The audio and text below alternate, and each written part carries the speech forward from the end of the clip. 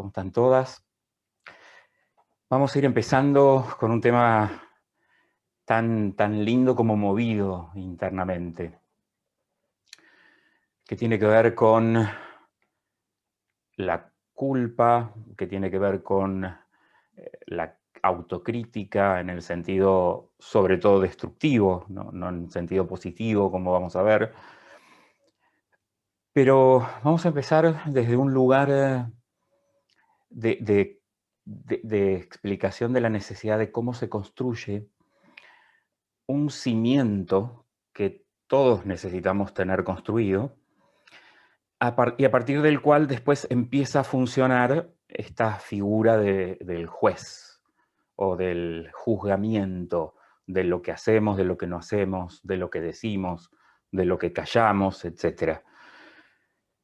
Si nos ponemos a pensar en un orden social, cualquier juez de la nación no es un personaje aislado ni trabaja para su propio criterio. En realidad, la justicia como tal es una entidad, un poder que está apoyado en una legislación, en una constitución primero, en un código civil, en un código penal, y todo ese marco de leyes son los que hacen que un juez pueda desempeñarse como tal. En el mundo interno es exactamente igual. O sea, no tiene sentido empezar hablando de un juez si no decimos algunas cosas que tienen que ver con cómo se va armando en nosotros, desde muy pequeños, esa constitución interior, o esa especie de ley o de leyes, de conjunto de leyes, que tienen que ver con justamente lo que después va a ese juez a aplicar o a observar o a hacernos sentir que no estamos cumpliendo o que no es correcto o que eso así no está bien hecho. Todas esas sensaciones que después tenemos en el día a día no están sacadas de cualquier lado. Todas esas sensaciones tienen que ver con una construcción. Esa construcción que tiene que ver con el comienzo de nuestra niñez, tiene varias cosas que se van internalizando. Por ejemplo, normas que tienen que ver con lo que está bien y lo que está mal, lo correcto o lo no correcto, lo que avalan nuestros padres o los mayores que nos educan y lo que no les gusta. Todos nosotros vamos oyendo y también a la vez vamos mirando y percibiendo y nos vamos dando cuenta por el aval o el no aval, porque los padres a veces tienen muchas maneras de decir que algo es correcto o no es correcto. A veces no funciona solamente la palabra, sino una comunicación que no tiene necesariamente que ver con lo dicho, sino con una comunicación gestual, no verbal, corporal, silencios. Piensen en esas figuras que formaron parte de los padres y de los mayores de generaciones anteriores, esos abuelos que a lo mejor nos tocó conocer, o bisabuelos, incluso hasta padres, que desde la mirada en la mesa con los niños manejaban como toda una situación con silencios y miradas.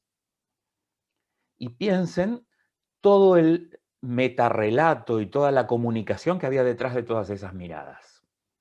Y todo lo que se decía de esa manera. Se avalaba, se condenaba. Y empezamos por ahí a tener una idea que en esas formas y en esos ámbitos se fueron construyendo creencias, se fueron internalizando mandatos, se fueron construyendo normativas, que para peor no es tan fácil acceder a ellas, porque cuando nosotros pensamos en el acto mismo de pensar la vida cotidiana, no es que fácilmente podemos distinguir, por ejemplo, lo que podríamos llamar la voz de mi pensar o mi conciencia de estas otras voces internas que también están en nosotros. Sobre todo cuando estamos haciendo algo, cuando hacemos algo y nos damos cuenta que eso no estuvo bien, surge una especie de voz interior, que no es necesario que sea audible, pero sí tiene que ver con un registro muy concreto, que nosotros en nuestra interioridad sabemos y escuchamos, entre comillas, ese escuchamos, no es que oímos necesariamente voces. Pero si así fuera, ese mundo interior que se comunica con nuestra conciencia vigil y con nuestra conciencia habitual, tiene muchas maneras de hablarnos y no es el juez la única voz, hay otras. Después hacia el final vamos a distinguir por lo menos dos grandes grupos de voces como para tener una idea de, por ejemplo, qué tiene que ver con mi intuición y qué puede tener que ver con otras cosas. Los miedos también son, entre comillas, expresados, como vimos hace unas semanas atrás. Pero entonces, todo ese sistema que se construye, que funciona como un cimiento sobre el cual nosotros después edificamos la casa, la personalidad, temperamento, carácter, nuestro yo se afirma sobre ese cimiento, tiene básicamente tres funciones fundamentales. Allí está contenido lo que es verdad para nosotros, lo que es correcto para nosotros y, aunque es parecido, lo que está bien para nosotros. Y insisto en este para nosotros, aunque todos los que estamos oyendo esto tenemos muchísimas cosas en común, porque no hay solo una construcción familiar de ese cimiento, también hay una construcción social, porque la sociedad en la que vivimos, porque la escuela como ámbito de sociabilización, también se encarga de hacernos construir nuestro sistema de creencias, nuestros mandatos. Un maestro que le dice a 25, 30 niños, niñas, esto no estuvo bien y hace toda una reflexión en torno a eso, también va haciendo que esos niños, niñas internalicen todo esto. Y esos cimientos, a medida que se van construyendo año tras año, no suelen revisarse hasta que somos adultos por lo menos, o hasta que empezamos a tropezar con ciertos tipos de piedra, no suelen revisarse. Es más, las cosas que nos siguen sucediendo en la vida, lo que van haciendo es confirmar y muchas veces contradecir esos cimientos.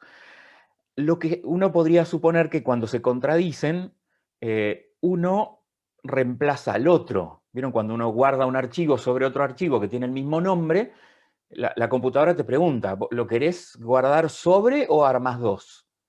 Bueno, el mundo interno no trabaja con esta lógica de sobreescribir uno al otro y muchas cosas quedan guardadas como contradictorias. Y ahí es donde empieza a haber algunos inconvenientes porque nos encontramos con que tenemos dobles mensajes interiores.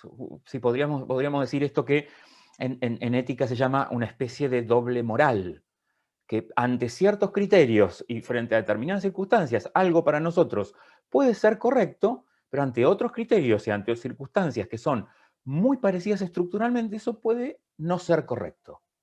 Y eso es, por lo menos en filosofía, una contradicción.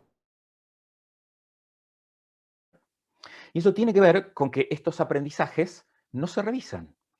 ¿Por qué no se revisan? Primero porque están en un punto ciego, son cimientos. Cuando alguien construye sobre una casa sobre los cimientos desaparecen de la vista. Hay que hacer un trabajo de arqueología para saber cómo estuvo construido eso ahí. No aparece una mirada directa. Un miedo, por ejemplo, es mucho más fácil de percibir que una creencia. Porque el miedo se siente, se percibe desde el sentir y se manifiesta con aspectos emocionales. La creencia no. Y distinguir una creencia de un pensamiento, créanme que no es algo sencillo. Nosotros teníamos un profesor en la Universidad del Salvador que hacía debates con nosotros y nos hacía discutir cuestiones de filosofía. Y a veces, sin que nadie entendiera bien cómo, cortaba las discusiones y decía, seguimos con la clase. Muy antipáticamente, y nadie entendía mucho qué era lo que había ocurrido. Y como era una persona de un aspecto así, de un carácter muy fuerte, nadie se animaba muy bien, éramos muy chicos todos, a preguntarle qué había pasado. Entonces íbamos construyendo nuestras propias teorías al respecto. Si era alguno que había hablado, si alguno había dicho algo en un mal tono, nadie tenía idea de nada. Pasó todo el año hasta que en el examen final, después de rendir la mayor parte de nosotros, un grupito que estábamos allí, nos animamos a entrar a charlar con él, todo muy relajado, y le preguntamos el misterio de las discusiones que terminaban. Y él nos dijo esto, que fue para mí una de las enseñanzas más significativas de la facultad. Él dijo, terminamos. Terminamos siempre que alguno de ustedes decía creo que. En realidad, decía él, en filosofía y en una discusión, no hay creo que, hay pienso que. Porque si discutimos creencias, no estamos discutiendo porque nadie suelta una creencia. Porque la creencia, dijo, tiene raíces profundas en el corazón. Y cuando entonces el otro me dice, yo creo que, y siento que eso es diferente a lo que yo pienso, empezamos a sentir que me está faltando el respeto a algo esencial que tiene que ver con mi historia, que tiene que ver con mi aprendizaje, con lo que en profundidades de mi cimiento para mí es así. Y si se fijan y se ponen a pensar cuáles son las discusiones más acaloradas que tenemos entre las personas, en todas esas discusiones, política, por ejemplo, religión, por ejemplo, economía, si quieren, como un aspecto desdoblado de lo político, en todos esos puntos, en todos ellos, hay creencias conformadas en todos nosotros. Por eso no hablamos cuando discutimos desde lo que pensamos, hablamos desde lo que creemos. Y con las creencias pasan varias cosas. Ahora vamos a poner algunos ejemplos. Primero, están redactadas en el mundo interior de forma universal, o sea, como si fueran una ley.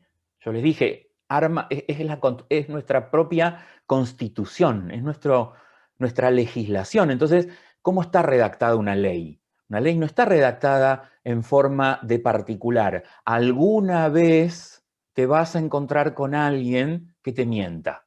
Eso no es una ley. Digo, no necesitamos construir algo así. Para que tenga sentido, tiene que empezar con un universal. Y en filosofía los universales son pocos. Todos, ninguno, nadie, siempre, nunca. Y estos mandatos y estas creencias comienzan con esos universales.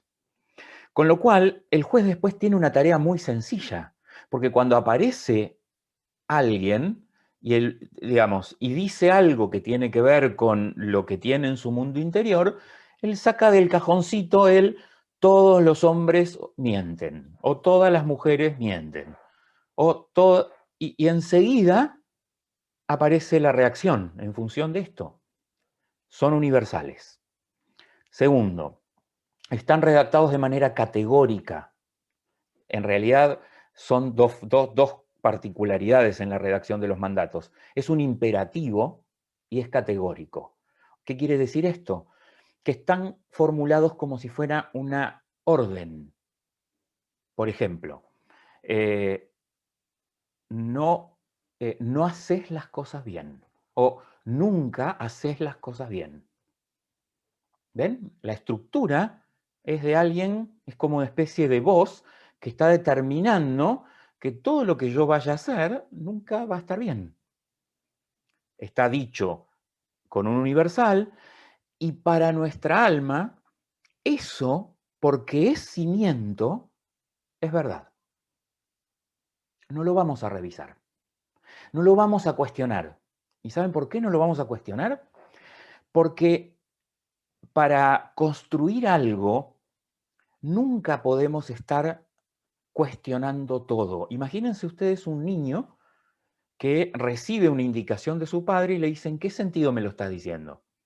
O sea, y entra con la lógica de la duda y del escepticismo, ¿no? Y entonces, o del relativismo. Palabras que son muy peligrosas en la educación, porque nunca armás cimiento.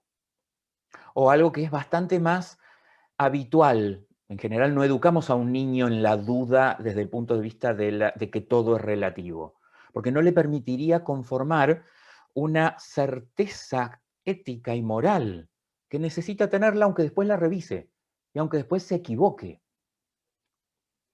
Es muy difícil no construir nada, o lo que se da muchísimas veces en aquellos que estuvimos separados con niños muy pequeños, que por alguna razón la educación quedó desdoblada en la casa de mamá o la casa de papá, muchísimas de esas construcciones no coincidían, lo cual no es grave, porque aporta riqueza. A veces, cuando se dice siempre lo contrario, y se da sobre todo cuando es la misma figura, cuando un padre, por ejemplo, con una enfermedad mental o con alguna dificultad seria, tiene esta cosa de que dice una cosa y después dice la contraria, y todo el tiempo va diciendo una cosa y después diciendo la contraria, lo que va a pasar con eso es que va a crear un cimiento todo fragmentado, todo resquebrajado. Y entonces eso hace que sea muy difícil tener más adelante certezas de qué es lo correcto y qué es lo no correcto. Aunque nos equivoquemos, aunque se hayan equivocado. No importa si han cometido errores quienes nos educaron. Si cometimos errores como padres, lo importante es que todo eso que se conformó allí, en algún momento tiene que ser revisado. Y como no puede ser visto fácilmente, ni puede ser cuestionado fácilmente, una de las artes que tenemos que aprender es a tratar de deducirlo, deducir estas leyes, encontrarlas y deducirlas. Estoy teniendo problemas con un cable y que dejo de ver la pantalla, así que hoy soy yo el que tiene dificultades con esto. Espérenme un minuto.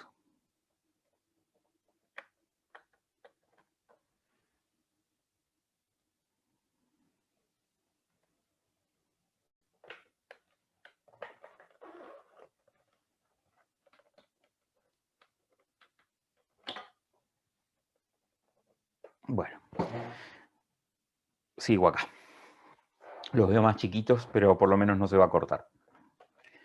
Entonces, volviendo al punto de la construcción de este cimiento, lo importante como tarea es tratar de darnos cuenta que esto que se formó en nosotros, tenemos que poder revisarlo y tenemos que poder corregirlo, y más hacia el final vamos a ver de qué manera podemos llegar a deducir cuáles son esas creencias, cuáles son esos mandatos, cuáles son esas normas. Pero no lo vamos a poder ver en forma directa. Es como un punto ciego que si lo tuviéramos que colocar en un aspecto corporal, estaría en la espalda, en el medio de nuestros omóplatos. Y no podemos ver fácilmente lo que hay allí. Apenas si podemos tocarlo, pero no podemos verlo. Y esto es importante porque el trabajo con este tema es un trabajo siempre un poco deductivo. Tenemos que vernos en nuestras reacciones, vernos en lo que nos pasa cuando estamos haciendo estas cosas. Entonces, por un lado tenemos esta legislación interior. Y por otro lado ahora aparece, sí, el personaje que tiene que trabajar con esa legislación interior. Tenemos todo ese mundo de cimientos y después tenemos acciones.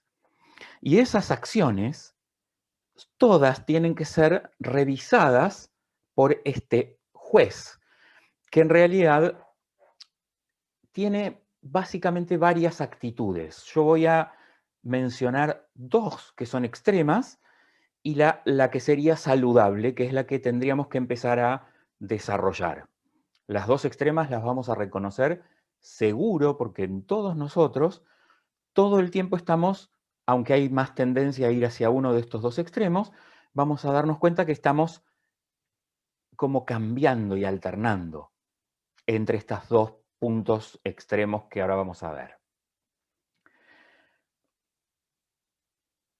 ¿El juez qué tarea tiene? Solamente gestiona lo que tengo.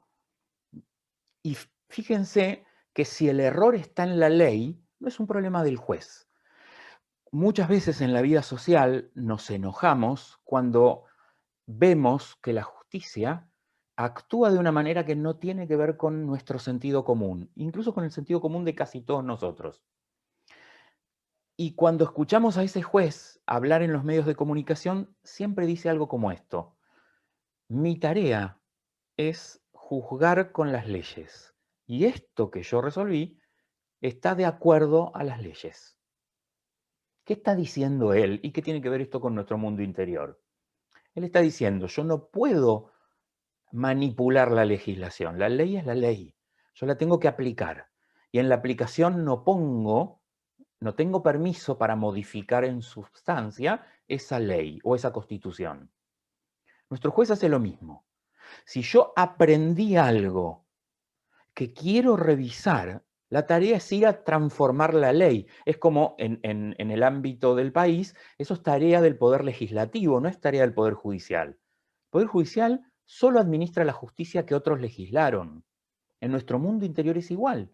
Si yo tengo un mandato que me impide disfrutar de algo porque me siento culpable cada vez que me pasa esa situación, tengo que ir a la ley a transformarla, no al que hace que me sienta culpable, que lo único que está haciendo es unir dos situaciones. Entonces, es una tarea, hay tareas que son diferentes. Una tarea es la del trabajo en el cimiento y otra tarea es la de hacer al juez más una figura más equilibrada, que esta es otra tarea, que ahora vamos a verla. ¿Por qué necesitamos hacer al juez más equilibrado? Porque un juez se puede mover entre dos aspectos de desequilibrio. La rigidez, un juez rígido, que toma lo que ocurrió, literalmente, y lo aplica y condena. Un juez rígido lo que hace es hacernos sentir mal o muy mal por algo que hicimos, con la severidad de la rigidez. En el otro extremo no tenemos la rigidez, tenemos la laxitud o la blandura. Un juez laxo o blando, con exceso eh, de, de entendimiento por la situación, termina no condenando, sino justificando. Y termina siendo condescendiente con lo que nosotros hacemos. Muchas personas son condescendientes con sus propios actos. Muchas personas son hiperexigentes con sus propios actos. Detrás están estos dos rostros o estas dos actitudes de dos jueces, uno muy severo y rígido, uno muy blando. Pero fíjense qué pasa con la blandura y qué pasa con la rigidez. Ninguna de las dos cosas se transforma fácilmente. Primero porque algo rígido no es fácil de transformar. Si yo tengo un pedazo de metal y lo quiero transformar, o tengo algo que es muy duro y lo quiero transformar o lo quiero doblar, aunque sea, lo más probable es que se rompa, que lo parta, pero no que lo logre doblar. Algo que no pasa con una cosa muy blanda, que pareciera como que no tiene forma.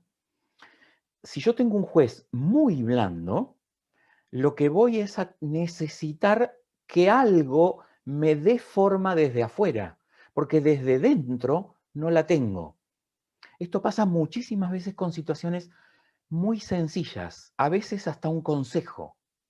Uno no sabe qué hacer frente a una situación porque no tiene en la estructura interna desde dónde resolverlo, o porque es una situación desconocida, o porque en el fondo hay una debilidad que no hace que me anime a tomar yo la postura y resolver. Entonces, ¿qué hago? Consulto con alguien. En ese consultar con alguien, esa persona que me da su consejo, estos consejos que muchas veces le damos a los otros, tienen que ver con lo que nosotros haríamos en determinada situación. O sea, es como prestarle al otro nuestra propia legislación. Y lo más honesto sería decirle, mira, en mi manual esto se resuelve de esta manera, pero en mi manual. Esto no significa que para vos esto esté bien, sea correcto y te sirva y te haga crecer. ¿Se entiende? Cuando uno recibe un consejo, recibe un acompañamiento de alguien, tiene que saber que eso es poner forma desde afuera. Y poner forma desde afuera puede funcionar a veces y en parte en alguien que necesita resolver determinada situación y no encuentra cómo hacerlo, pero es siempre como una fuerza prestada hasta que esa persona encuentre la propia. Por ejemplo, en el reino vegetal, si yo tengo una planta que veo que está creciendo, o que veo que está creciendo torcido, que está creciendo para cualquier lado, yo clavo un tutor y voy atándola. Y ese tutor en determinado momento deja de ser necesario, yo lo puedo quitar y la planta se sostiene por sí misma. Esta imagen, que también tiene mucho que ver con el acompañamiento, habla de que muchas veces cuando yo no tengo la suficiente fuerza para encontrar el propio criterio, necesito apoyarme. Pero ese apoyarme siempre tiene que ser un mientras tanto yo tenga el propio criterio. Por eso muchas veces hay que entender y empezar a pensar cómo es este juez. ¿Cómo es mi juez? ¿Es más bien rígido o es más bien laxo? Y cambia además, porque cambian las situaciones. Puede ser que ante determinada situación nos aparezca un juez que no resuelve, o un juez que no sabe qué hacer, o un juez que nos justifica o nos hace que nos justifiquemos. Y en otras situaciones nos aparece esa voz de la dureza que ahora vamos a desarrollar un poco más. Esas dos fuerzas, cuando están en equilibrio, cuando esa rigidez no es rigidez y esta blandura no es blandura, sino que se juntan en el medio como dos fuerzas que podríamos llamar de este lado, esta blandura es como la adaptabilidad. La adaptabilidad que es solo adaptabilidad termina siendo inconsistencia. Y de este otro lado podríamos llamar la convicción, por ejemplo. El exceso de convicciones, esa fuerza que me hace aferrarme a mis convicciones, me termina transformando en una persona rígida. Si esas dos fuerzas como virtudes se encuentran, en el medio tengo firmeza. Y la firmeza tiene las dos cualidades. Es adaptable y es a la vez tiene esta particularidad del vigor y de la fuerza que hace que algo se pueda sostener. La firmeza me hace sostenerme. No, yo no hago lo que quiero con una persona con firmeza. Yo no hago lo que quiero conmigo cuando encuentro una actitud de firmeza. Eso ocurre en la debilidad. Entonces, en la figura del juez, lo que tenemos es que encontrar estas tres actitudes. Nos vamos a un juez rígido es un juez que me condena y me va a crear situaciones de castigo, de autocastigo. Un juez blando va a ser que me justifique y va a ser condescendiente conmigo y va a terminar avalando cosas que no debería avalar como comportamiento. En el medio está la única palabra que no es cómplice con ninguno de los dos extremos, que es comprensión.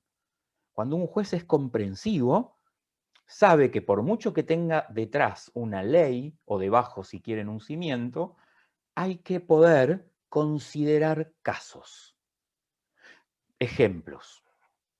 Ejemplos de construcciones interiores. Hay cientos de posibilidades. Yo tomé 4 distintas para poner de ejemplo. Muchas cosas que sentimos y que están en nuestra legislación interior hablan de algo así como no soy algo, no soy alguien flexible, o no soy bueno para cocinar, o no soy puntual. Pero cuando lo decimos y cuando se lo decimos a los demás, más allá de que esto lo sentimos así, lo decimos de esta manera, no soy. Cuando yo construyo algo con un no soy, eso es algo definitivo. No estoy diciendo no me sale, no estoy o no estoy pudiendo. Estoy diciendo no soy. Eso para el mundo interior actúa como algo irrefutable. Después, no creo que sea tan casual que cada vez que intentamos dar un paso en esa dirección, algo no suceda o algo suceda. Esta es una manera de construir, con un no soy. Después están las otras formas de construir que tienen los universales. Nunca, por ejemplo. Nunca consigo lograr lo que me propongo. Un ejemplo. O siempre me equivoco. o siempre termino desconforme con lo que me pasa. ¿Ven? Es otra manera de construir, de vuelta, imperativa, categórica, y para nuestro niño interior, si ustedes quieren, verdadero. ¿Pero por qué verdadero? Porque fue dado en el amor de adultos, fue dado por un núcleo que nos amó y nos ama. ¿Cómo vamos a desconfiar de un legado dado por amor? Aunque nos estén dando una construcción que no es nada saludable para el futuro. Una madre o un padre que desde su hiperexigencia construye en ese niño el mandato de que nunca está lo suficientemente bien, o cuando se saca una nota baja lo castiga, pero cuando se saca una nota alta, en vez de reconocerlo y valorarlo, le dice algo así como, y bueno, es tu deber. ¿Ven? ¿Lo hizo con mala intención? ¿Lo hizo tratando de dañar algo? De ninguna manera. Nadie, salvo casos de patología, que las hay, hace con un hijo algo para lastimarlo. Ahora, eso no da ningún tipo de garantía de que hayamos construido buenos mandatos o positivos mandatos. Hicimos lo que pudimos con lo que venía de atrás, a su vez. Y en muchos casos y en generaciones anteriores, para nada reflexionado. Recién hoy, las generaciones jóvenes empiezan a tener una cierta conciencia de revisión. Recién hoy, después de muchos cientos o miles de años, en donde no se revisó ningún tipo de cimiento, en donde no se revisaron las estructuras internas. Porque la individualidad, y esto lo dijimos la semana anterior cuando hablamos del quién soy, la individualidad necesita percibirse como un alguien distinto al resto, con una vida interior, para poder sentir que allí adentro hay cosas que hay que mirar, que hay que aprender a ver. Y no todas las personas se sienten con una interioridad. Aunque les parezca increíble, esto es así. Y tiene que ver con una cualidad de la conciencia, que una persona se sienta un yo. La culpa, por ejemplo. ¿Siempre fue en la historia de la humanidad algo interno o más bien venía de afuera? En tiempos antiguos, pongamos el ejemplo de la enfermedad. La enfermedad, hasta para el medioevo o hasta para los primeros análisis de microbiología, que empiezan a encontrar virus y bacterias y que empiezan a decir, no, pero esto no tiene nada que ver con un castigo de Dios, esto se llama, tiene este nombre, es este bacilo, es este virus. Hasta ese momento, la enfermedad venía de una culpa y de un castigo también. Las epidemias, las pestes. Entonces, en la historia de la humanidad hay muchísimos más años de culpas y de cosas que venían de afuera y el hombre era espectador de eso, no protagonista, y muy poquitos años en donde somos protagonistas. Por eso nos está tocando ser de las primeras generaciones que tienen la oportunidad de asumirse como protagonistas de todos estos procesos interiores. Algo que mi abuela y mi bisabuela no pudo hacer. No es que no pudo porque no quiso, no pudo porque no se autopercibió como alguien con una interioridad y que las cosas ocurrían dentro. Ella se enojaba con la vecina, conmigo, con el perro, con el gato y con la gallina.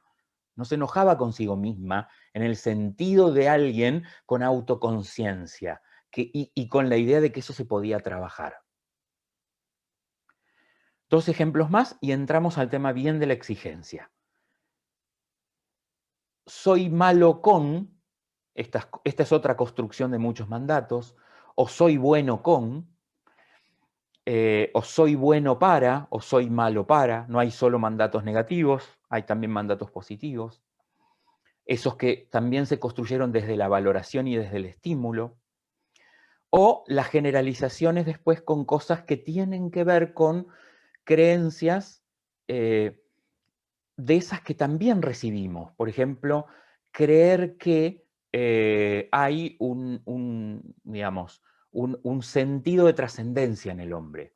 hasta que esto no es una percepción propia, hasta que esto no es algo que empezamos a percibir de alguna manera nosotros por nosotros mismos, empieza como una creencia tomada.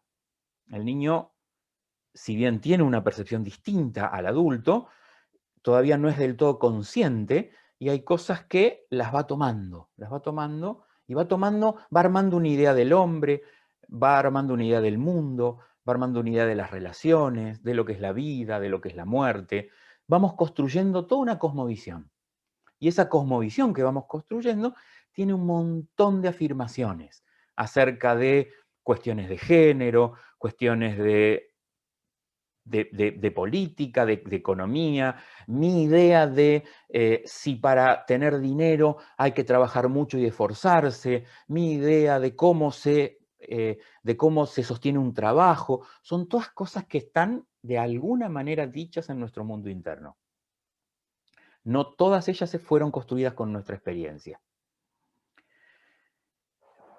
Vayamos un poquito entonces ahora sí a cómo funciona esta idea de la exigencia y de dónde nace esta culpa. Vamos a poner este ejemplo, que siempre lo pongo porque para mí es un maravilloso ejemplo. Un hombre montado en su caballo. Un jinete y un caballo. Tengo dos cosas, jinete y caballo. El jinete, con el tomar las riendas, le dice al caballo hacia dónde vamos. Y el caballo, amansado, lo lleva. O sea, el caballo es el cuerpo físico extendido del jinete que ejecuta la orden de ese jinete. Todo eso sentido en la boca, en la percepción que el caballo tiene, en las riendas, en la firmeza de las riendas, pero hay dos fuerzas. Una que dice esto y otra que lo concreta. En nosotros es igual. Hay algo que nos hace tomar una decisión y después hay un caballo que tiene que cumplir con eso, que tiene que concretar eso. Y muchas veces, y acá es donde entra la cuestión de la exigencia, ese jinete no tiene ningún tipo de percepción de ese caballo y lo único que le dice es, tenés que hacer esto. Y ahí es donde empieza una de las construcciones que tenemos que empezar a pensar de nosotros mismos. Tenés que hacer esto. Es tu deber. Debes hacer esto. Sin importar nada. Porque una de las cuestiones que tiene de patológica la exigencia es que funciona como una disociación dentro de nosotros mismos. Hay una decisión que se toma y después hay una falta de sensibilidad para percibir al organismo que tiene que concretarla y que tiene que ver con varias cosas, pero en principio con mi cuerpo. Entonces le sobrecargo al cuerpo de un montón de tareas sin importarme si tiene con qué cumplirlas, si puede, si se rompe en el camino, como también se rompen los caballos, cuando el jinete no se da cuenta que no da más. Hay un montón de indicadores. Esta conformación del estrés como la enfermedad probablemente de la más significativa de la época moderna, tiene que ver en mucha medida con esto, con un sobrecargar a este caballo de un montón de cosas sin siquiera percibir que ahí hay por lo menos dos situaciones que hay que mirar, que ahora las vamos a ver. El síndrome de burnout, por ejemplo, del quemado. ¿Por qué hay tanta gente quemada hoy en día? Rota, pero no rota en el sentido afectivo, rota en el sentido de haber agarrado el rebenque y pegar y pegar y pegar y pegar. Por deber, por obligación, porque hay que sostener, porque hay que trabajar, porque no alcanza la plata, entonces otro trabajo más, etcétera, etcétera, etcétera. Entonces llevamos al caballo a límites que después padecemos en nuestro propio cuerpo, con indicadores de enfermedades, con indicadores de estrés, etcétera, etcétera, etcétera. ¿Cómo se solucionaría esta exigencia injusta? Porque parece una orden, un tenés que hacerlo, y tenés que hacerlo de la mejor manera posible. O sea, encima no te tenés que equivocar. lo tenés que hacer como yo espero que lo hagas. Entonces, no solo es una orden, no solo es un imperativo, sino que además yo te paso la forma en que la tenés que hacer. No tiene que quedar de cualquier manera. Si lo vas a hacer, lo vas a hacer bien. Y hacerlo bien es hacerlo con el modelo que yo tengo para probarlo.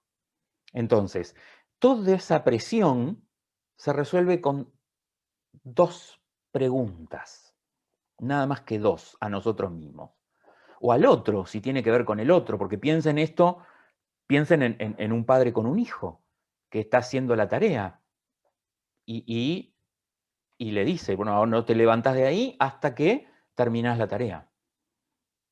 Es lo mismo que con el caballo, es también poner una situación de exigencia. Insisto, hay veces que en las cuales esto puede ser una actitud correcta, sobre todo cuando estamos educando una voluntad débil, porque en realidad hay niños que se distrajeron 14 veces y en realidad llevan 1 hora haciendo la tarea, pero si sumamos el tiempo de atención, no sumamos 5 minutos de corridos. Entonces, eso es otra situación en donde yo le voy a poner un límite o le pongo una forma que tiene también que ver, como la planta, con una fuerza externa, porque lo que tengo ahí es una voluntad débil. Eso es otra situación. Pero cuando hablamos de situaciones en donde lo que hay es que percibir si hay una exigencia que como adulto estoy teniendo y la estoy poniendo en ese niño que estoy educando, esto se resuelve con 2 preguntas. La primera es, ¿querés? No si yo quiero, el que tomó la decisión. ¿Querés es, esto lo deseamos de verdad? ¿Es un deseo o lo estamos haciendo porque hay que hacerlo? O lo estamos, ¿se acuerdan la vez pasada cuando hablábamos de todas esas cosas que hacemos por cumplimiento? Todas esas cosas que hacemos sosteniéndolas porque hay que sostenerlas, porque es el status quo, porque todo el mundo las hace, porque es lo correcto. A veces es hasta una vida laboral que no estamos ni disfrutando, ni nos sentimos cómodos, ¿no? Pero hay que. Entonces, la pregunta, ¿lo deseas? Es una pregunta genuina y honesta. Y tiene 2 tipos de respuesta. ¿Lo deseo o no lo deseo? Y el deseo funciona como el combustible de algo. Sin deseo no tengo combustible. Sin deseo no tengo energía.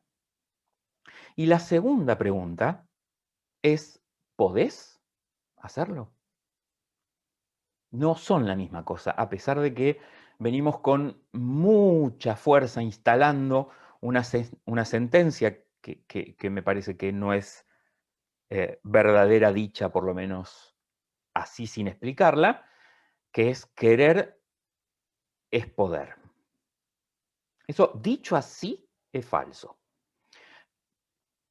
Dicho así, es verdadero en algunos casos. Es verdadero en los casos en donde voy a poder porque deseo. Pero cuando no deseo no hay ninguna forma de poder. O sea, el deseo es el combustible necesario para que algo se pueda concretar. En filosofía tenemos una manera bastante técnica de decirlo, es condición necesaria pero no suficiente. Tiene que haber deseo, pero que haya deseo no significa que yo pueda, en muchos sentidos. Pongamos un ejemplo que le tomo siempre de uno de los maestros de las emociones que tengo, que es el doctor Norberto Levi. Él dice, el deseo es como el tanque de combustible de un auto. Y aunque yo me siente arriba del tanque de combustible del auto y me diga, me voy a ir a la costa, yo no llego a ninguna costa. Puedo tener el tanque lleno, pero me falta el motor. El motor es el poder, que es el que se encarga de convertir a través de un montón de mecanismos esa energía en movimiento. Si no, yo no me muevo. Que yo quiera no significa que pueda en muchos sentidos. Y si no, revisen las metas de los comienzos de año de los últimos 10 años. ¿O no eran deseos esos? Ahora, ¿con cuántos pudimos? ¿Cuántos de todos esos deseos se transformaron en verdad, en acción y en realidades? No es tan sencillo. Tener el combustible es la mitad de la cuestión. Después está todo el proceso que hay que recorrer y transitar para hacer que eso sea realidad. Y eso tiene que ver con el motor del auto. Y eso tiene que ver con el funcionamiento de un montón de aspectos de mi voluntad. Sostener, seguir sosteniendo, tener la firmeza para enfrentar los obstáculos. Porque recuerden que cuando nosotros nos estamos poniendo una meta de algo que nos cuesta, no es exactamente igual que cuando nosotros tomamos las decisiones en torno a cosas que hacemos espontáneamente. Si a mí me gusta compartir esta charla con ustedes y estar este rato y conversar y encontrarnos, no es para mí un esfuerzo. Aunque yo me ponga esto como una meta hoy y tome la decisión de hacerlo, no voy a lidiar con ningún obstáculo probablemente. Ahora, si yo no sé hablar fácilmente en público, si yo tengo miedo a que me estén mirando demasiadas personas, si yo siento que me puedo equivocar, que me voy a trabar y no estoy lo suficientemente seguro de lo que quiero compartir y en realidad Entonces, ahí en ese proceso, aunque me ponga el mismo objetivo y aunque lo desee, el panorama del día hasta que llegue la hora de prender la cámara va a ser completamente distinto. Entonces, una cosa es querer las cosas que son para nosotros parte de nuestra naturaleza y parte de lo adquirido, por decir así. Eso que tenemos, porque son talentos, porque son fuerzas con las que contamos, porque es parte de nuestra caja de herramientas. Abro la caja de herramientas, la pinza está ahí, la agarro, la saco y la uso. No hay ningún problema esto. Ahora, díganle que saque de la caja de herramientas al que no tiene pinza y que agarre una tuerca y la afloje. No es lo mismo. Si a mí me cuesta algo y me pongo el objetivo de, ¿por qué se hacen tantas bromas en torno a esto de, ya es la 10ª semana que empiezo la dieta, o esto de, las dietas siempre se empiezan los lunes, o porque en el fondo los hábitos de la alimentación que tienen que ver con las cosas instaladas en nosotros, o sea, el cómo comemos, no cómo queremos, sino el cómo comemos, con todo lo que eso implica, es una situación. Y después está aquello en lo que quiero convertirme, y es otra situación. Tengo que saber que tengo que lidiar con todos esos hábitos para pasar de esta situación a esta otra. Entonces, tener el deseo y tomar la decisión de decir voy a hacer una alimentación mejor, o voy a empezar el gimnasio, o voy a empezar a caminar todos los días 10 kilómetros cuando me subo al auto para hacer 4 cuadras para ir a comprar. O sea, si lo que tengo es auto para ir a 4 cuadras, tengo que saber que aunque yo desee y quiera, el poder va a enfrentar un montón de situaciones. Y no es tan sencillo. No es tan sencillo. ¿De dónde nace la culpa entonces? Y ya entrando en la última partecita. La culpa, usando la misma imagen del auto, es una señal, un indicador en el tablero del auto de que algo que estamos haciendo está mal. O no es correcto, pareciera. O, en principio, es una luz que se prende. El problema no es la luz que se prende, como pasa con los miedos. Los miedos son otra luz que se prende cuando se despiertan. Y el problema no es la luz que se prende cuando tengo un miedo, ni la luz que se prende cuando me siento culpable. El tema es todo lo que va a venir después de la luz prendida, que tiene que ver con lo que yo voy a hacer con eso y con cómo me voy a sentir incluso. La culpa, miren, tiene una cosa muy curiosa. Vieron que si alguno de ustedes indagó en cuestiones de biodecodificación, las emociones, todas nuestras emociones, tienen sede en una parte de nuestro cuerpo. Y el aprendizaje justamente de poder leer todos esos dolores y esas cosas que no están funcionando físicamente bien en nuestro cuerpo, o hay dolor, o porque hay dolor, o porque hay disfuncionalidad, tiene justamente que ver con poder encontrar la emoción que está estorbando. Bien, la culpa no tiene ninguna parte de nuestro cuerpo, ni ningún órgano asociado. Porque la culpa no es en sí misma el tema. De hecho, todos nosotros nos sentimos culpables, sin embargo, la emocionalidad con la que cada uno de nosotros expresa esa culpa es distinta. Hay personas que se angustian cuando se sienten culpables. Hay personas que se enojan cuando se sienten culpables. Hay personas que se desesperan cuando se sienten culpables.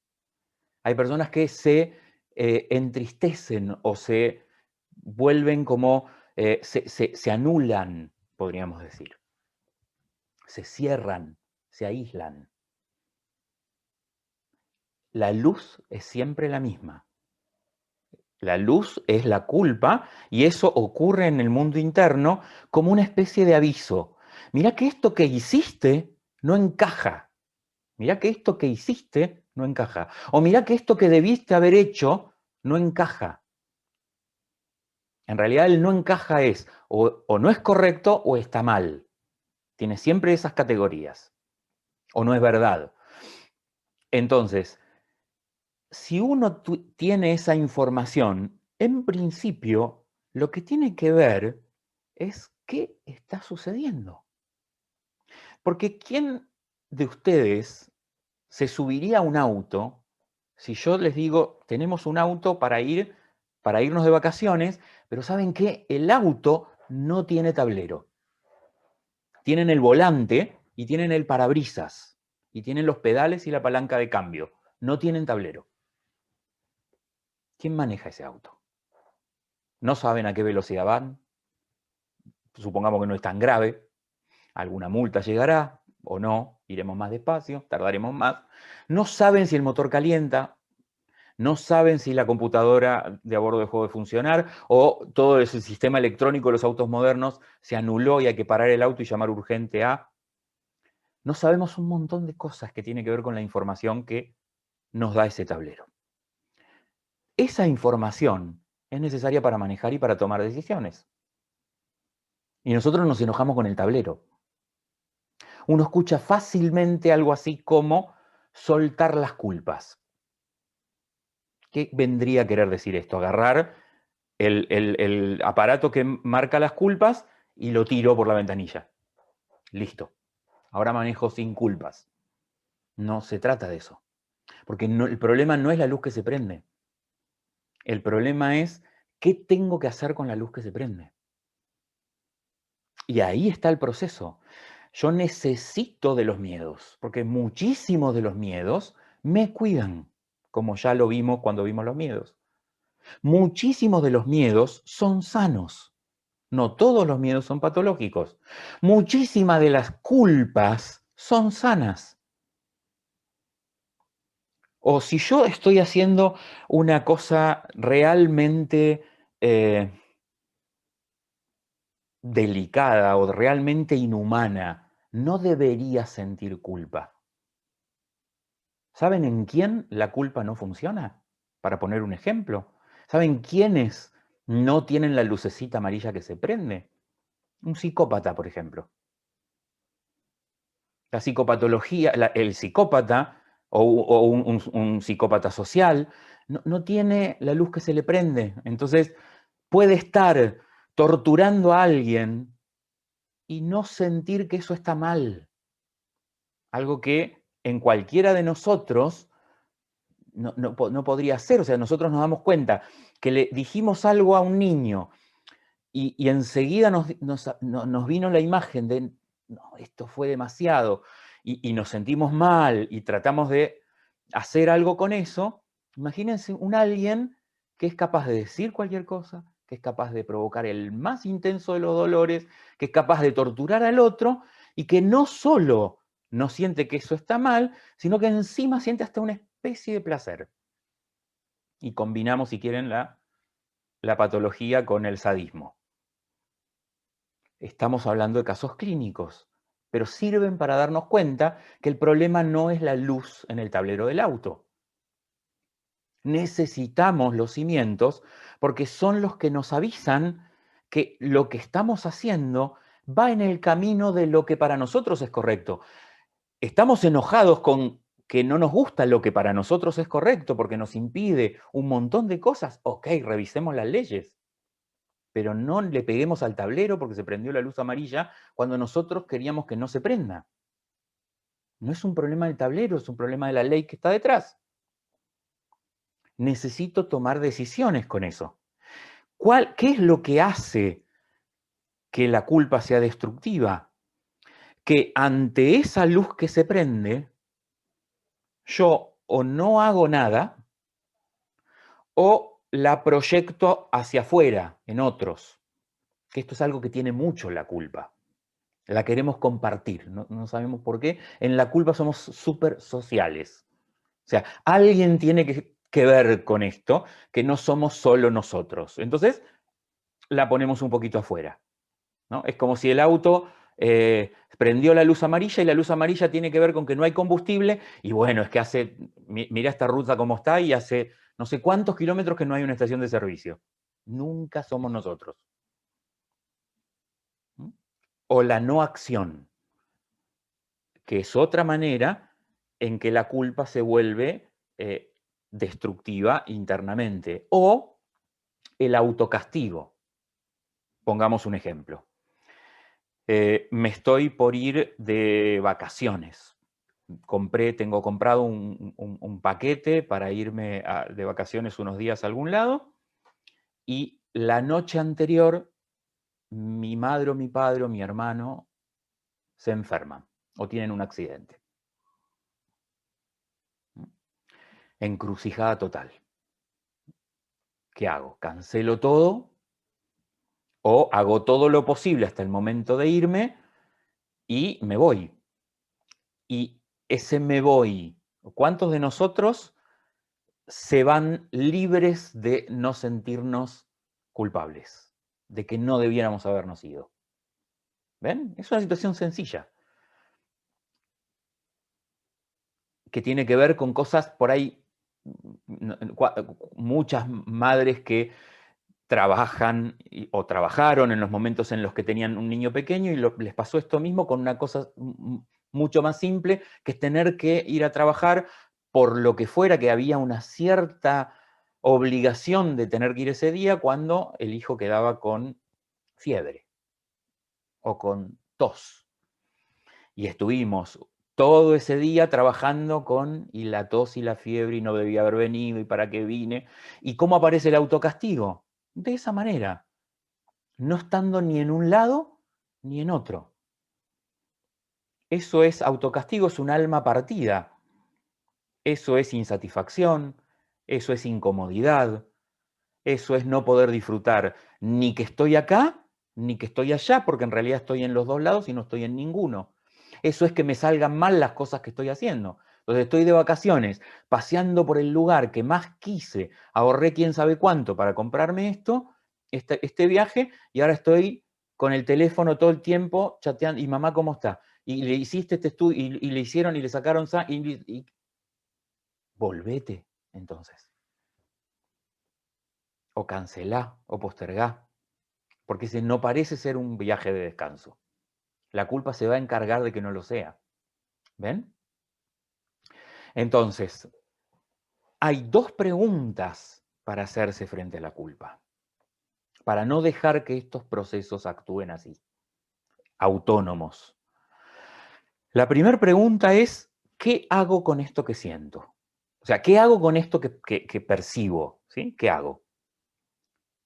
¿Qué hago? Significa, ¿sostengo lo que vine planeando? ¿Modifico los planes? ¿Qué decisiones tengo que tomar?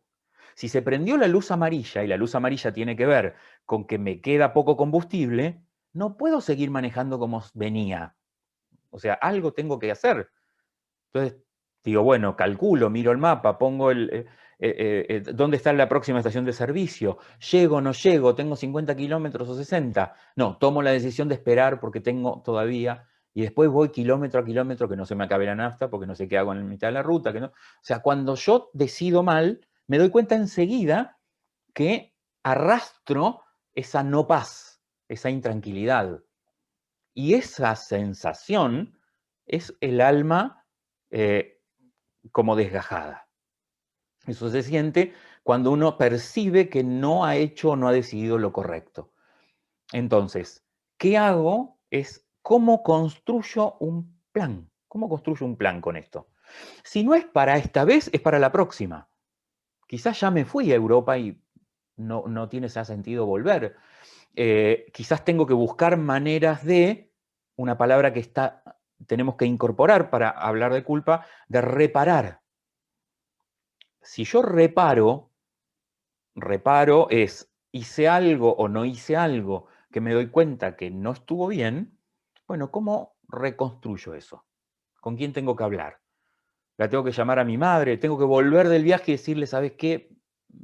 Estuve mal, no me debía haber ido, te pido disculpas, la próxima vez voy a cancelar porque ni la pasé bien, ni la pasaste bien vos, traté de sostener a distancia desde las llamadas, me di cuenta que no fue suficiente. Reparo, eso es reparar. Reparar es pedir perdón, reparar es reconocer, reparar es aceptar que algo no hicimos o hicimos y no debíamos haber no hecho o hecho. Acuérdense que en las acciones y en todo esto que estamos hablando, no solo interviene lo que hacemos, también interviene lo que no hacemos. Quedarnos callados con la sensación de que debíamos haber hablado o debíamos haber dicho lo que pensábamos, eso también puede provocar culpa. O sea, no tiene que ver con una acción que es necesariamente hacia afuera o palabra que decimos. Un silencio puede hacer prender la luz amarilla del tablero. Entonces, cuando nos damos cuenta que hay una forma de tomar decisiones, entonces empezamos a pensar en un plan de reparación. Y quien repara se hace responsable de la situación. Ya no es un problema ni de la vida, ni del cosmos, ni de Dios, ni de todas las culpas que podía haber proyectado hacia mi alrededor. Si yo siento que yo tengo que hacer todas estas cosas para reconstruir es lo que sea, por pequeño que sea, entonces estoy asumiendo mi responsabilidad. Y la segunda pregunta para hacernos en torno a la culpa es una pregunta que nos ayuda a entender cómo funcionamos en las culpas. Y es con qué emoción me conecto cuando me siento culpable. O sea, si la culpa es neutra, porque en sí mismo es una luz que se prende, ¿qué viene después? ¿Qué me pasa? No duermo, me preocupo, me angustio, me enojo y estoy irascible. ¿Qué viene después? Para tratar de reconocer cuáles son las debilidades que voy a ir creando en mi cuerpo como producto de la culpa, de una cultura culpógena. O sea, las culpas no las vamos a poder evitar, las vamos a seguir sintiendo. Aunque entendamos cómo funciona todo el mecanismo, las culpas van a seguir siendo culpas. En donde podemos mejorar es en varios aspectos, de hoy en adelante o con todo el trabajo que ya tengamos. ¿Cuáles son esos aspectos a mejorar y a trabajar? El primero de ellos es empezar a ser consciente de mis cimientos. Esta tarea dura toda la vida. No es un taller, no es un curso de fin de semana, no es un retiro espiritual, no es un viaje, no. Esta tarea lleva años.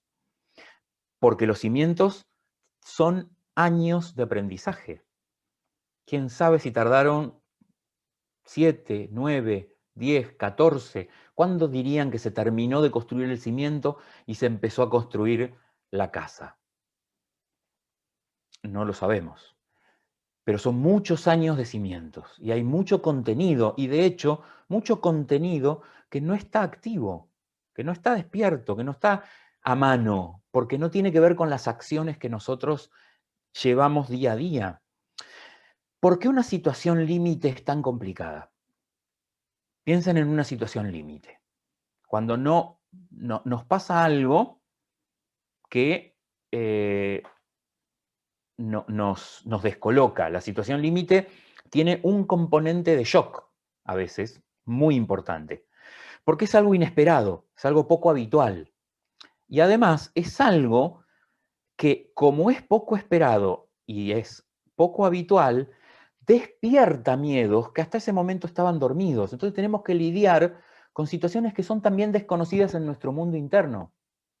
También esas situaciones nos van a conectar con creencias y mandatos y normas que no son de las cotidianas.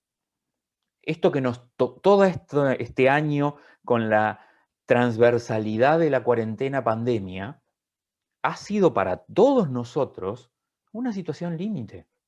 ¿Cuántas pandemias vivieron hasta ahora?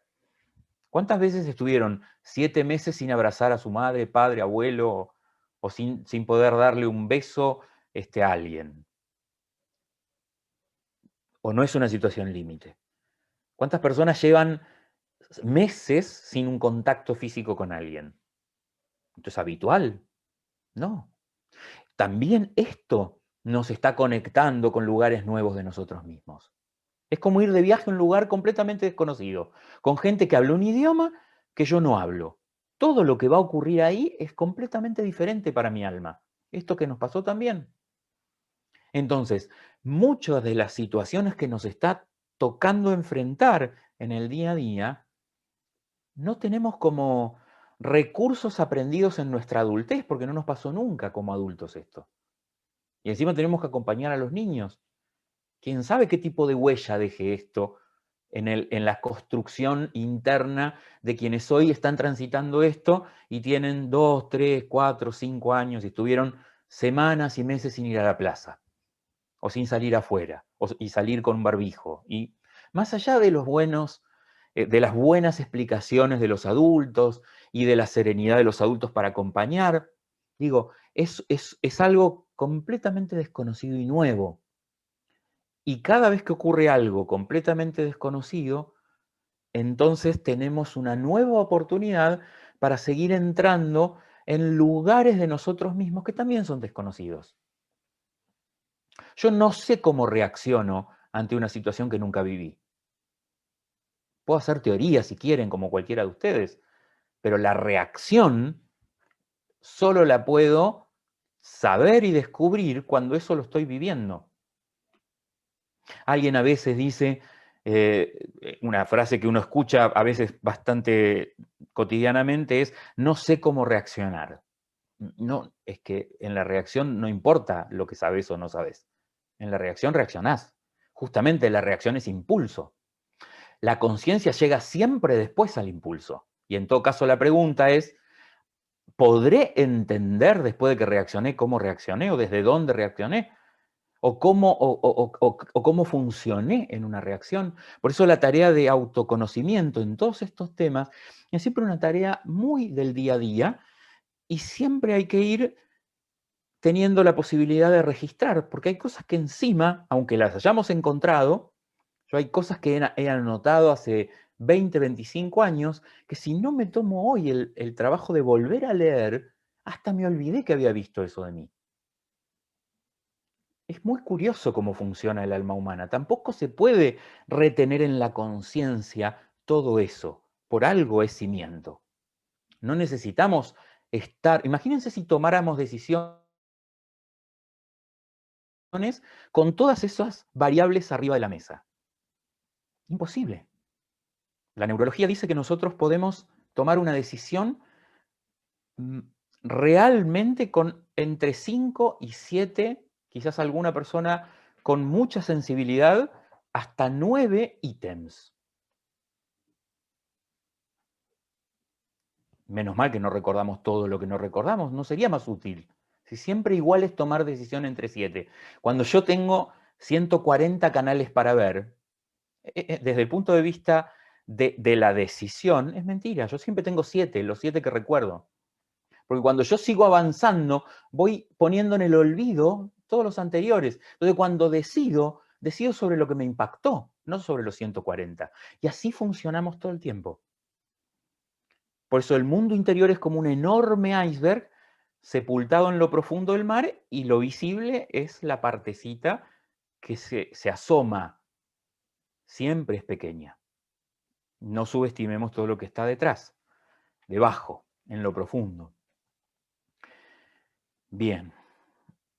Entonces, para sintetizar, y pasar a preguntas que surjan por escrito, por favor. Primer trabajo es el trabajo con los cimientos. Segundo trabajo es el trabajo con el juez. Tratar de entender cómo funcionan estas tres actitudes, dos más patológicas y una saludable. Tercer trabajo es el trabajo con el poner conciencia en las situaciones de culpa.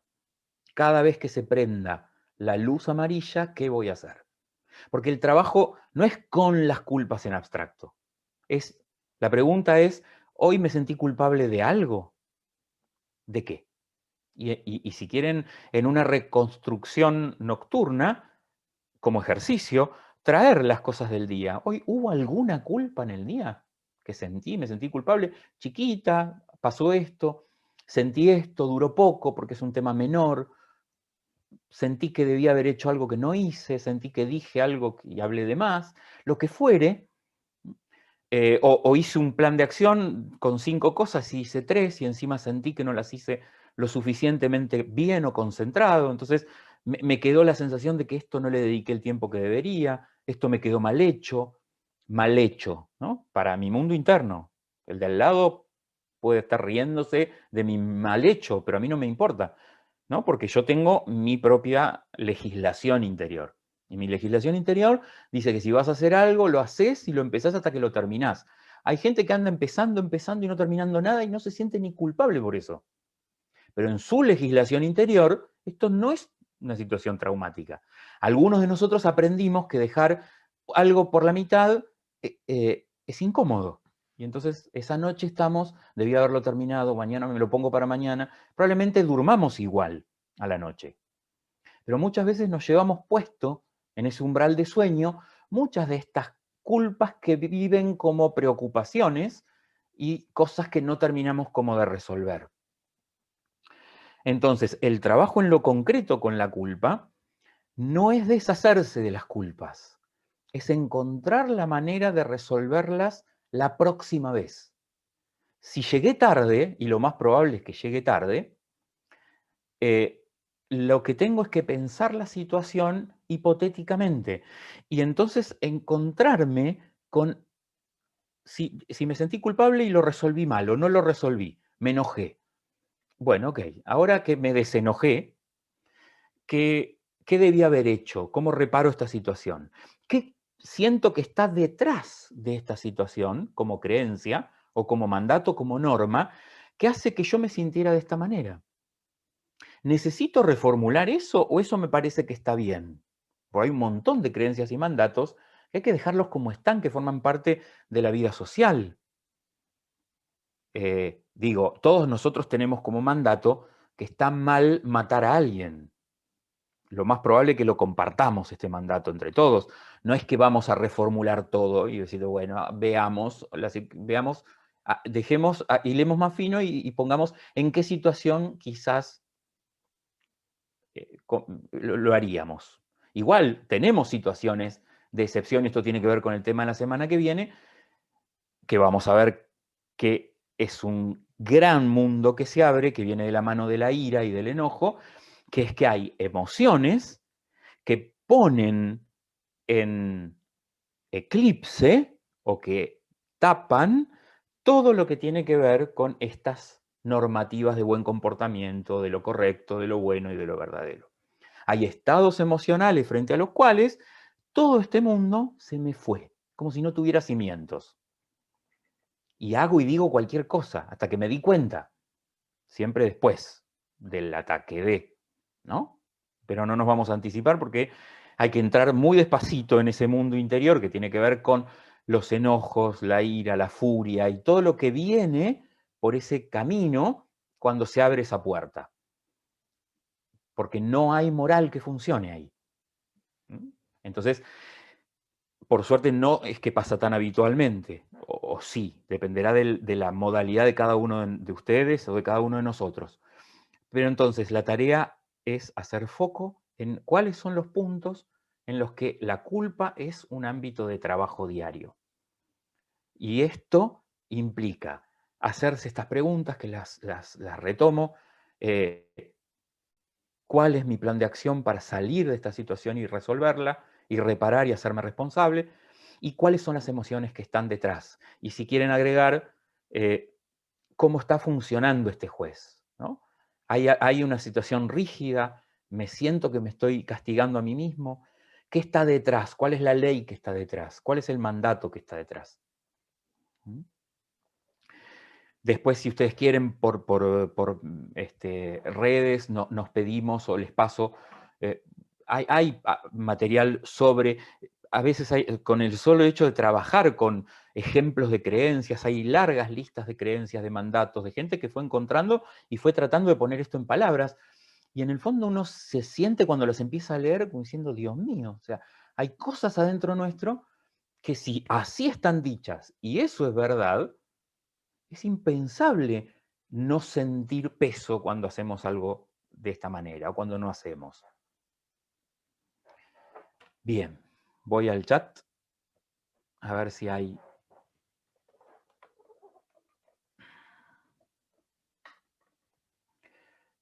Bueno, voy hasta creo que la de Marce, que dice cómo trabajar la culpa cuando es heredada. No importa ya a esta altura si es... toda culpa es heredada, además, básicamente, por lo que dijimos de la construcción de los cimientos. O sea, tiene que ver con la herencia cultural la culpa. Si tenemos perspectiva de trascendencia, podríamos hablar de una herencia espiritual también, y también hay elementos de culpa en esa herencia. El trabajo con la culpa es siempre el trabajo en el hoy. Yo en este sentido soy como muy pragmático. O sea, no es buscar, no es que, a ver, ¿qué voy a hacer conmigo mismo? Voy a trabajar la culpa.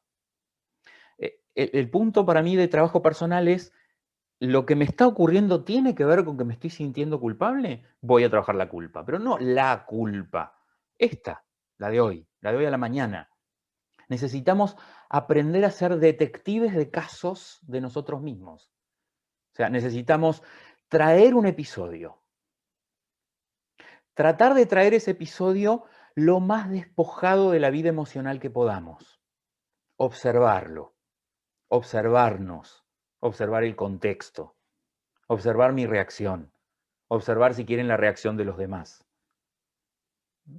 Cuando en el Nuevo Testamento aparece esta sentencia muy curiosa que dice, por los frutos los conoceréis, siempre que tengo presente cuando hablo del mundo interior, que hay muchísimas cosas que no hay manera de conocer si no es a partir de las consecuencias. La consecuencia es el fruto. Si yo tengo en la mano una manzana, no hace falta que yo me dé vuelta hacia el pasado y mire y diga, ah, este es el manzano. Hay un manzano en algún lado, si no tendría la manzana. Entonces, con deducir el manzano alcanza para el trabajo interior. Si yo tengo la culpa y la culpa me hace sentir de determinada manera, puedo deducir el mandato que está detrás. No hace falta que haga arqueología y me zambulla en mis 3 años y me acuerde. Dedúzcanlo, construyanlo, hipotéticamente. La ciencia, cuando está ciega, trabaja por hipótesis. Se formula una hipótesis y dice, para mí, que esto es así. Y después, en las siguientes culpas, que van a venir un montón igual, vemos. Porque vamos a tener otras situaciones similares en donde nos vamos a volver a sentir. Entonces vamos a decir, no, quizás no es exactamente así. La voy a redactar esta creencia. La voy a poner de esta manera. ¿Se entiende? Entonces, ay, se me fui, perdón. Aparecieron un montón más y yo me quedé acá. Sentir culpa y darme cuenta, ¿no es una forma de ir creciendo? Quizás antes no lo veía. Sí, es una forma de ir creciendo. Es una de las tantas, sentir culpa y darme cuenta. Siempre darme cuenta es una forma de ir creciendo y siempre es la mitad del proceso. Darme cuenta es hacer consciente. Eso no significa que la próxima vez no suceda solo porque me di cuenta. Quizás la próxima vez me vuelvo a dar cuenta y digo, uy, esto ya me pasó hace un tiempo. Ya van 2 veces que me doy cuenta. Ya van 3 veces que me doy cuenta. O sea, darse cuenta es una gran parte de un proceso. Después hay que terminar de ver cómo se transforma eso, que no alcanza con el mero darse cuenta. Darse cuenta es poner conciencia y poner conciencia es poner luz. En los miedos, que funcionan mucho más eficazmente cuando los ignoramos, eso es un montón. Pero en la culpa no es tanto. La culpa cuesta bastante más. No es que yo me doy cuenta que me siento culpable y la próxima vez no me sentí culpable. No, porque venimos de años y de ejercicio diario de culpa y culpa y culpa. Cambiar sentirme culpable por hacerme responsable sería correcto. Si, de vuelta, no en abstracto, sino en concreto. O sea, en esta culpa logré hacerme responsable. Me salió. Mañana no me vuelve a salir. Y pasado mañana me vuelve a no salir. Y de vuelta, otro día me salió de vuelta. O sea, esto es parte del ejercicio con uno mismo. No tenemos que construir generalizaciones como hacerse responsable. Eso no significa nada en lo concreto. Es, ante esto que pasó hoy, me hice responsable de esta manera. Eso sí tiene valor. Alcanzan a ver la diferencia. Porque si no, en cuestiones de autoconocimiento tenemos muchísimo la tendencia a caer en lugares así cómodos, con frases célebres, y después la vida cotidiana sigue siendo la vida cotidiana. Y no pasó nada. Pero no pasó nada por esto, porque necesito agarrar esta culpa que hoy tuve y hacer algo con ella. ¿Sí? Más allá de que yo tenga claro un montón de otras cosas o conozca, ¿qué hice con esta? El tema es que la culpa te hace sentir mal. Y si tenés un juez implacable, no te permite pensar en la próxima vez, sino que inculpa de un modo inapelable, como si uno fuese sospechoso siempre frente al juez. No, frente al juez no somos sospechosos, somos culpables hasta que demostremos lo contrario, que no es lo mismo. ¿No habrá un fiscal que lo defienda a uno? Buenísimo. No sé. Un abogado defensor podría ser en muchos casos. Creo que eso sería ser comprensivo con uno mismo. Me encantó, Alejandro. Yo no conozco el fiscal interior aún. Sería muy útil, no tengo ninguna duda. Creo que este es un poco el lugar de la conciencia. Porque, insisto, la conciencia no es el juez. La conciencia es esto que hace que yo sea capaz de pensar de determinada manera algo. El juez surge cuando hay algo que se desacomodó con respecto a esa ley, y entonces ahí tengo una doble cosa. Si prestamos atención, hay un doble diálogo. Hay un veredicto, hay un martillito que golpea y dice esto no estuvo bien, ahora por esto no vas a disfrutar, no vas a ser feliz, no vas a... te va a doler el estómago, etcétera, etcétera. Y también hay como si fuera una especie de observador de eso, que es la conciencia, que en general es más pasiva de lo que debiera, por lo menos la mía, no sé la de ustedes. La mía tiende a ser observador pasivo de eso. Y entonces puede hasta observar todo, pero no, quizás lo interesante sería que tome este rol de defenderse, de separar. Muchísimas veces lo que hacemos con los mandatos dijimos son universales. Y cada vez que ocurre algo nuevo que refuerza ese universal, se hacen más universales.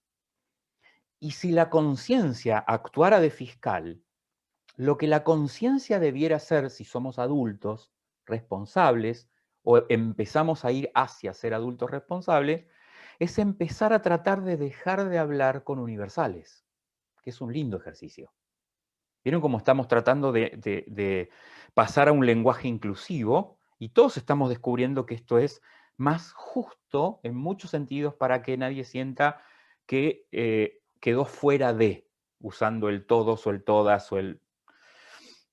Pero, sin embargo, hay otras formas de construcción que también son injustas con nosotros mismos y con los otros. Decir un nunca cuando esto no es verdad. O decir un siempre cuando tampoco es verdad. O decir un todos cuando no es todos. Entonces, no es verdad que todos son traidores, no es verdad que todos mienten, no es verdad que... Entonces, ¿cuál es la tarea de la conciencia? Separar muchos, cambiar todos por el muchos. Y hacer el esfuerzo consciente de cada vez que vas a hablar del tema, reemplazás el todos por el muchos. Después te vas a dar cuenta que tampoco es muchos, es algunos. Y reemplazar entonces el muchos por el algunos. Y esta es la tarea de la conciencia.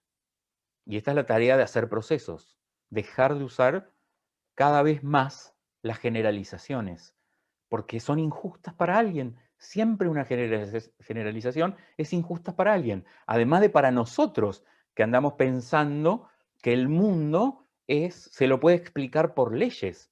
Al mundo se lo puede poner en ciertas leyes, pero no al mundo interno, y mucho menos a las cuestiones del alma. Por eso en ciencias sociales o en muchas ciencias se habla de ciencias blandas, porque no se puede hacer leyes, justamente. La psicología no redacta leyes, la sociología no redacta leyes, como la física, como otras disciplinas que son llamadas duras, porque pueden establecer universales y entonces, digo, cuando tiro una manzana para arriba, no es que en algún momento va a aparecer una manzana que flota. Entonces la ley de gravedad no era, no, mira, esta manzana se quedó acá, ahí, flotando en el medio, llamen al que tiró la manzana y dijo que todo, porque está mal redactada. Esto no va a pasar, ¿sí? Porque es un universal y está bien construido como universal. Ahora, no podemos hacer esto con los seres humanos, y mucho menos con nosotros mismos, o con nuestras parejas, o con las personas o con nuestros amigos, o con las personas o con nuestros alumnos, ¿no? Las etiquetas. Miren si las etiquetas no son una manera de hacer universales. Poner etiquetas. Y esto también tiene que ver con el juez y también tiene que ver con este mundo interno. Revisar las pequeñas culpas del día. Por ejemplo, ser impulsiva o saltar por pavadas. Hay que ver si eso es una culpa, en realidad lo que está dicho ahí, lo que está diciendo Mónica, es la reacción. Hay que ver si detrás está la culpa. Acuérdense que la culpa es neutra. La culpa no es el enojo. El enojo es la emoción que vino después del sentirme culpable. Es muy importante para mí no ver a la culpa como una emoción más. Porque si fuera una emoción, nosotros podríamos conversar ahora y todos estaríamos de acuerdo en que la culpa se siente de una manera más o menos parecida. Y sin embargo, no es así. Algunos van a hablar de angustia, otros van a hablar de enojo, como lo dice Mónica. Otros van a hablar de otras cosas. O sea, la culpa, siempre hay que ir a la culpa que está detrás, no a la reacción. Y como la culpa es una vocecita, podemos sentirnos, o sea, nos vamos a dar cuenta. Es muy difícil que no nos demos cuenta cuando nos sentimos culpables. Es difícil.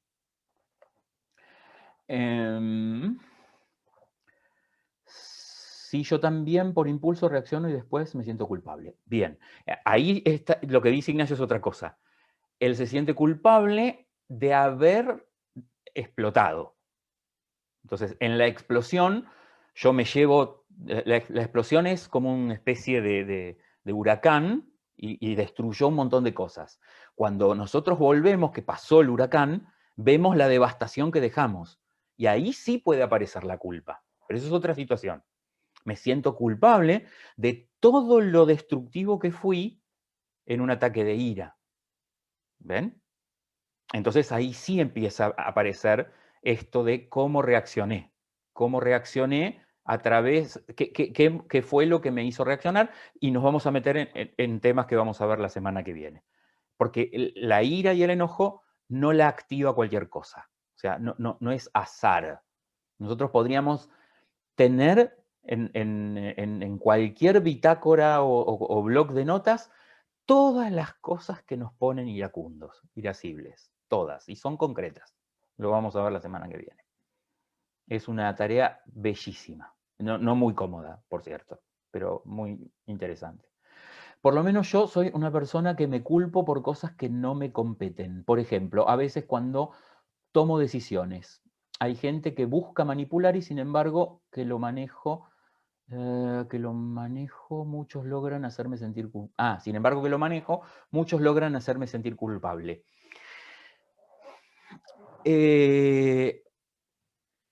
No sé si el otro tiene tanto poder es porque se lo hemos dado. No creo que el otro tenga el poder de hacernos sentir culpables. Pero sí me parece que la mirada del otro, y a veces ni siquiera dice nada el otro, dispara un montón de historias que tienen que ver con nuestra cultura. Acuérdense que nosotros estamos como instalados en una cultura o en un ámbito cultural que tiene mucho que ver con el qué dirán, que depende mucho del permiso del otro. Hacemos algo y hacíamos algo y de reojito estábamos mirando si alguien nos decía qué lindo que te está saliendo o qué porquería lo que hiciste. Pero entonces tenemos una mirada de reojo en el afuera, como esperando confirmación o la condena. Y eso, cuando uno se acostumbró a habilitar al otro a que ocupe ese lugar, cuesta después ir separándose de ese otro. Porque ya el otro también es un juez, no solo nosotros mismos. En las construcciones estereotipadas de los barrios o de los pueblos, ¿por qué hay una frase que dice pueblo chico, infierno grande? Porque en el pueblo chico todo el mundo pareciera que mira por la ventana lo que hace todo el mundo. Y no es imagen. Yo viví en un pueblo de muy pocos habitantes. Hay una especie de la diferencia entre estar en una ciudad como Buenos Aires o estar en un pueblo de cualquier lugar del interior, es que en Buenos Aires uno descansa en el anonimato y uno no se da cuenta cuán anónimo es y cuán descanso es eso hasta que se metió en medio de una maraña de miradas, en donde el juicio es de todos los días. Porque todo el mundo siente que tiene atribución de decir cómo te vestiste, a qué hora saliste, con quién viniste. Y uno hace un montón de líos cuando se mete en ese lugar, porque acá, en estos lugares, uno siente que camina por la calle no siendo mirado por nadie. Y no es un tema sutil ni menor eso. A caminar por la calle sintiéndose mirado por todos. En las familias, en esas reuniones familiares, donde llega todo el mundo de lejos y donde se visitan y donde todo el mundo te ve y donde todo el mundo parece que puede decirte si estás más grande, más alto, más flaco, más gordo, más pelado. Y esas cosas que tienen que ver con la opinión del otro, se despiertan un montón de todas estas cosas, sin duda. Yo mucho tiempo sentía que me pasaban cosas malas, que me pasaban cosas malas por algo que había hecho mal. Sentía que me lo merecía. Ya no me pasa. Sí, es así. A veces uno, en realidad, hay un estímulo y una respuesta. Que están juntos, como en la experiencia del perro que le enseñan a salivar, siempre dándole de comer tocando una campana. Todos deben haber leído en algún momento la experiencia del perro de Pavlov. Pavlov descubre que al perro se le puede enseñar a salivar antes de tocar la campana. Y nosotros no somos tan distintos al perro en muchos sentidos.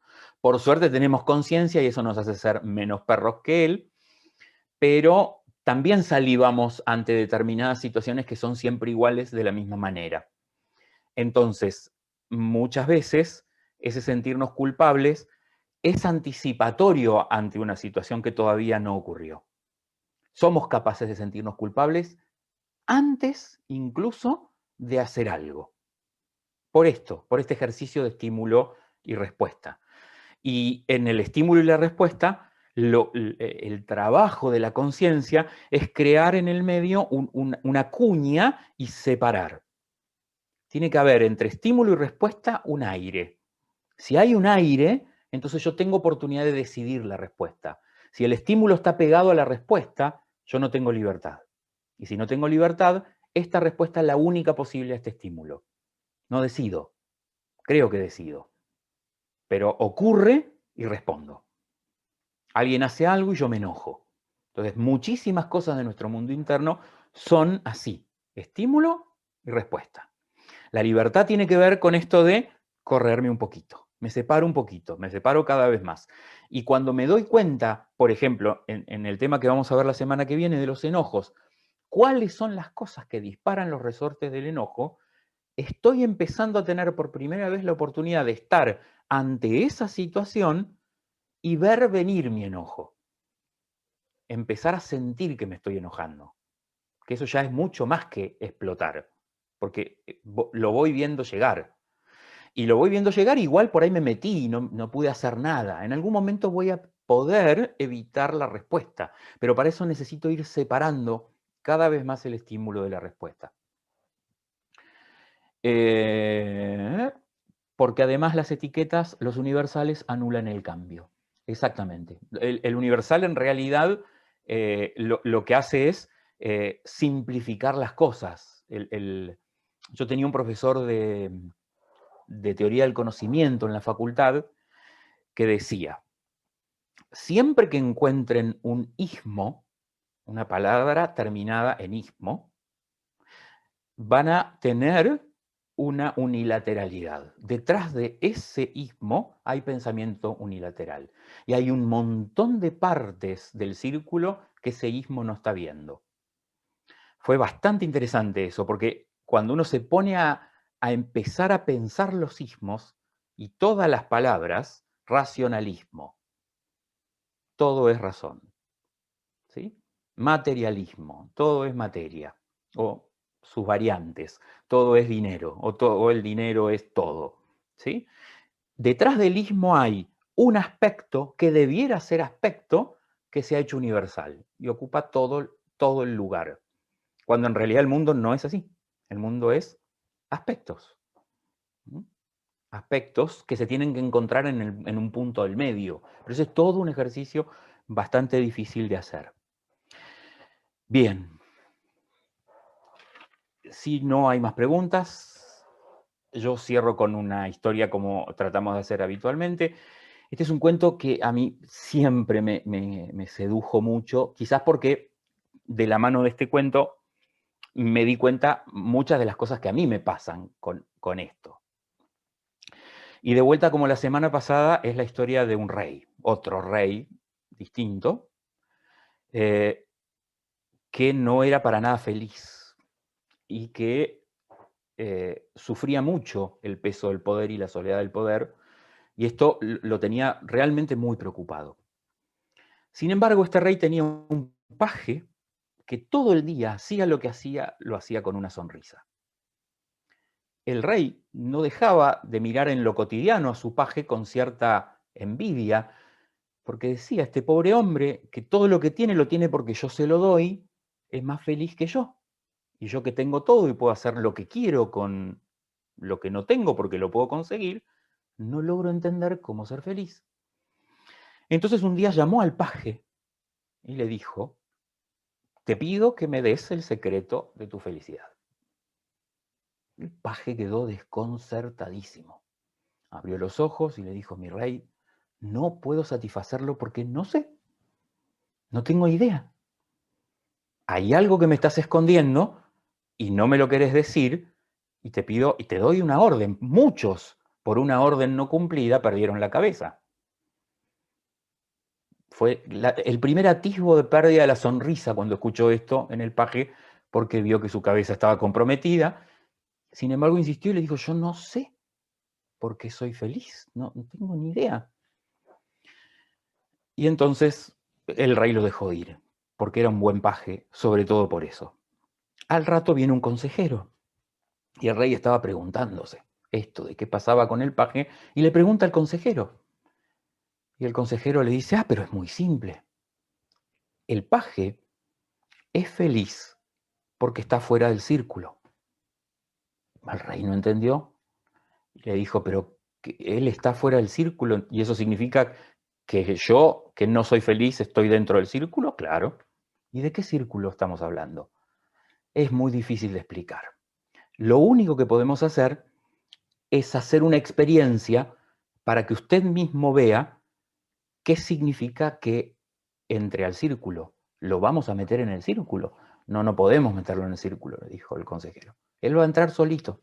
O sea, nosotros tenemos que hacer algo y él, con su libertad, solo va a entrar. ¿Qué tenemos que hacer? Le tengo que advertir, señor rey, que después de que hagamos esto, usted va a dejar de tener un paje feliz. Y el rey, que era rey, le importaba muy poco las personas en el fondo y que las intercambiaba como monedas, le dijo, quiero entender, decime qué tengo que hacer. Prepare entonces, señor rey, 99 monedas de oro y una bolsa de cuero. Y mañana, esta noche, vamos a ir a última hora a la casa del paje que vivía en las afueras del castillo. Se acercaron rey y consejero. El rey había preparado una nota que decía, en agradecimiento a los servicios prestados, este es tu tesoro. Y le había dejado la nota y la bolsa con las monedas de oro en la puerta. Golpearon la puerta y se escondieron para mirar por la ventana.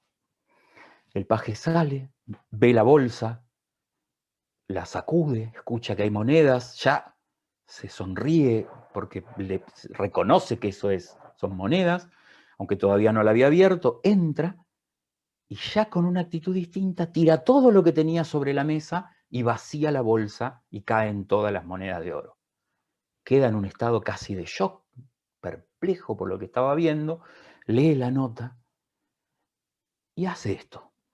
Empieza a formar pilas de monedas y hace un montoncito de 10, al lado hace otro montoncito de 10, al lado hace otro, completa 9 montoncitos, está haciendo el 10º y hay 9.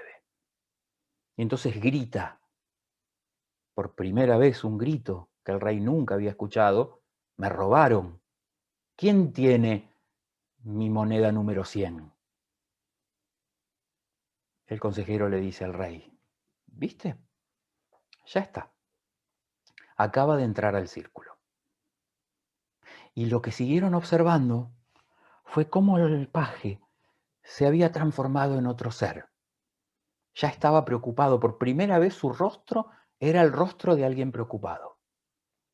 Le faltaba una moneda para tener 100 monedas. Entonces empezó a calcular cuánto tenía que ahorrar para tener la moneda número 100 y empezó a tomar decisiones. Después de todo, comer 2 veces al día es un regalo que pocas personas tienen. Habrá que comer solo una vez al día. Después de todo, hay ropa que no es tan imprescindible, podemos venderla. Y empezó a tomar decisiones para tratar de ahorrar la moneda número 100. Y hizo cuentas en el tiempo y vio que esto le iba a llevar más o menos unos 5 años. A la mañana siguiente, cuando el rey fue servido por su paje, el paje era otro hombre.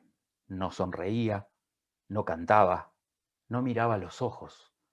Entonces el rey le dijo, ¿por qué hoy estás tan de mal humor? A lo que el paje contestó, ¿me paga como paje o como bufón? Porque si me va a pagar también como bufón, entonces mi paga tiene que ser el doble. Jamás el paje había respondido así al rey. Entonces el rey tomó la decisión que cualquier rey hubiera tomado, echó al paje, pero entendió qué es lo que a veces está pasando que tiene que ver con el secreto de la felicidad. No sabemos por qué razón, pero a la luz de todo lo que vimos hoy, hay algo adentro nuestro, pero no solo nuestro, sino de la humanidad entera, que hace que sintamos que 100 es más lindo que 99 o es más perfecto que 99. Y quiero poner solo un ejemplo histórico. Hasta que llegó el dúo de Copérnico y Kepler, la humanidad pensaba que la Tierra era el centro del universo y que todas las órbitas celestiales eran circulares. Entonces, como todos los cálculos astronómicos se hacían a partir de órbitas circulares, no cerraba. No cerraba nada, se veía que había planetas que de golpe retrocedían. Entonces otro vino y empezó a hablar de movimientos retrógrados. Y otro vino y empezó a hablar de epiciclos, que era un ciclo adentro de un ciclo circular, que era un pequeño rulo que algún planeta hacía para atrás. todas ideas que no se podían soltar, porque el hombre de esos siglos pensaba que el círculo era la figura geométrica más perfecta. Cuando Kepler publica el libro con los cálculos demostrando que las órbitas de los planetas son elípticas, dice en su libro algo que es impresionante. Él dice, tengo que admitir con razonamiento científico que los planetas se desplazan con órbitas elípticas, pero mi corazón no puede dejar de estar triste porque tiene que resignarse al círculo. 1400 años porque no pudimos soltar la idea de un círculo. Imagínense un rey o imagínense nosotros. Cuando no podemos soltar una creencia, lo nuevo no entra, no tiene lugar. Muchas gracias. Nos vemos la semana que viene. Gracias.